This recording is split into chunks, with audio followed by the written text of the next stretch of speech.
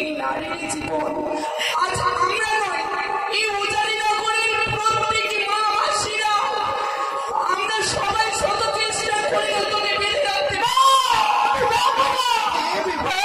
ওদের কোনো কথা শুনতে চাই না। আমার বাবা সবাই চেষ্টা